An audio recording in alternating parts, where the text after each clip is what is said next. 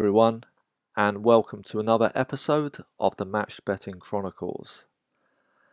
So, this week I've been very busy and I've only identified one game for pre-match trading, and that was Wolves.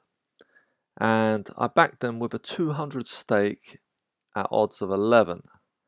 Now, I did this about 4 days ago, and the price hasn't really moved. I think it did go to 10.5 to lay very briefly, so I'd have been one tick in front, but it's been pretty much static. If I trade out now, I'm just getting break even.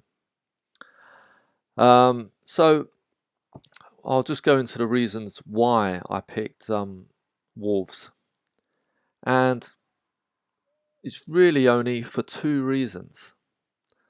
The first reason is because I felt 11, the odds are quite high considering Chelsea's form.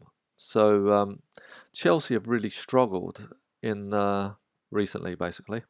They lost to Everton last week, and they were cruising for sort of third place, but now, they possibly might not even get top four if their bad form carries on.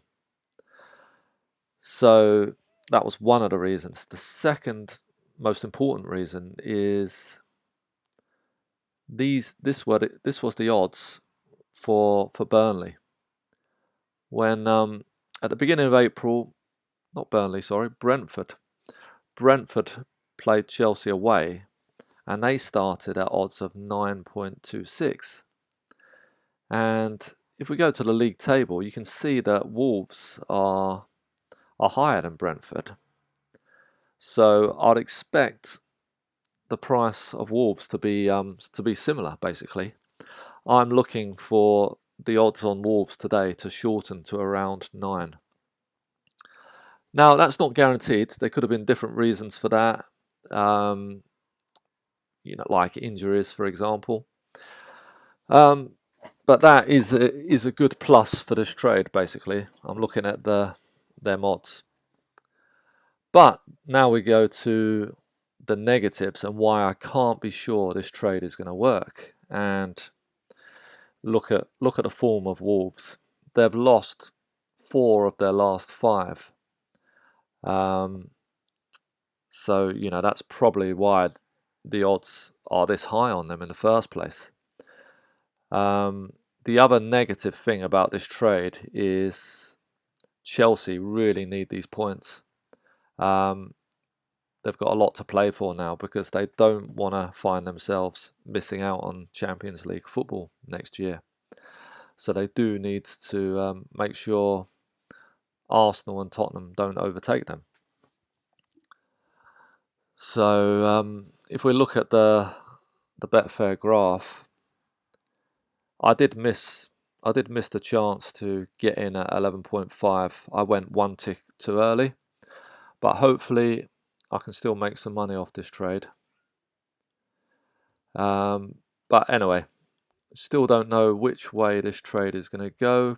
Wolves could potentially drift up to 12 or 13, but hopefully, as predicted by me, they'll come down to about 9 or 9.5.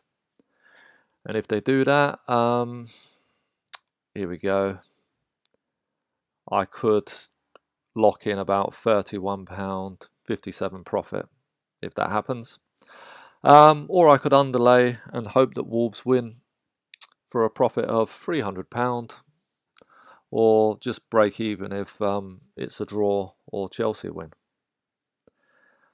So this is not massive profit, but like I said, I couldn't be totally sure on this trade, so I went with a small stake of 200. If I was more certain, I'd have gone with a bigger one. Okay, so it's very close to kickoff, and I've done all right in this trade in the end. It went down to 10.5 to lay, and I don't think it's going to get down further than that.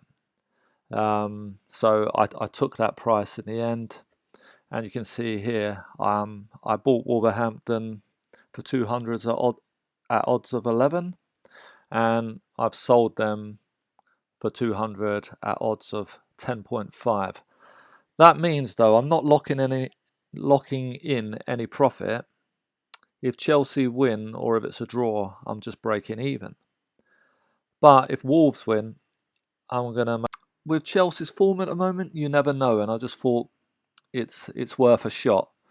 Because if I traded out normally, it would have just been about £9 locked in across all outcomes, and I'd rather go for about £100 than lock in 9. Basically, it's a shame it didn't reduce by a few more ticks, and I could have gone half and half. I could have locked in some profit and hoped for a Wolves win, basically.